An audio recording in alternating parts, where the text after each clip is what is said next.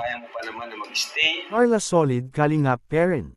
Yan malalaman natin yan mamaya.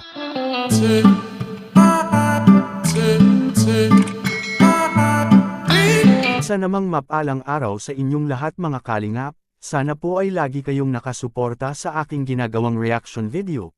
At kung nagustuhan po natin ang ganitong kwento, huwag po nating kalimutang mag-subscribe sa maliit na channel na ito, at paunawa ating tapusin ang kabuohang nilalaman nito. Siyempre huwag din nating kalimutang suportahan ang ama ng Kalingap na si Val Santos Matubang at Kalingap Rab. Maganda po itong balita mga Kalingap na si Carla ay solid Kalingap parent, na kahit may mga pagsubok man na dumarating ay binahagi parent sa kanya kay Kalingap Rab, na mananatili parent ito sa Team Kalingap. Mga Kalingap, good news ito sa mga fans dyan at supporter ng Jumpscarl, dahil masaksihan parent natin ang Jumpscarl sa kanilang serye sa Team Kalingap. Alam kong marami ang nalulungkot nun sa sinabi kay Kalingap Rab, na mag-relax muna si Carla sa pag-vlog kay Kalingap Rab. Tiyak marami ang nag-iisip na nun na hindi maganda para kay Carla, na baka ay hihinto na ito sa kanyang pag-vlog kay Kalingap Rab, dahil sa mga basher niya na hindi tumigil sa kanya mga Kalingap.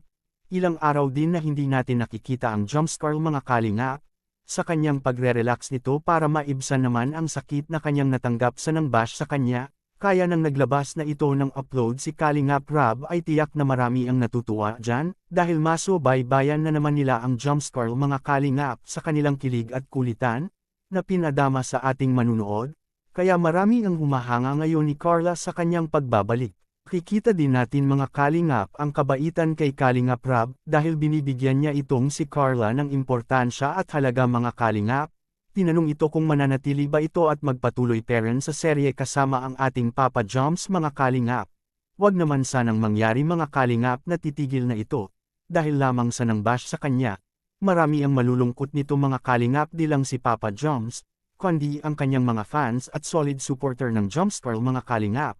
Ay sila ang unang masasaktan nito sa pag-alis niya kung magkakatotoo man, subalit hindi naman yun magagawa kay Carla mga Kalingap na hanggang dun na lang, dahil palaban po itong si Carla sa kahit anong pagsubok man yan na dumarating, at ito ang patunay mga Kalingap na mananatili parent si Carla sa Team Kalingap.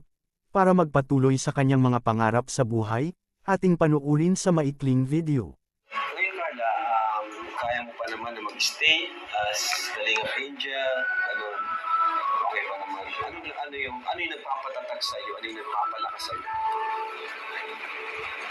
Siyempre sila mama rin po kasi sinusuportahan din naman po nila ako tsaka kayo Kuya Rab. Tsaka alam ko din naman po na hindi nyo rin naman po pababayaan.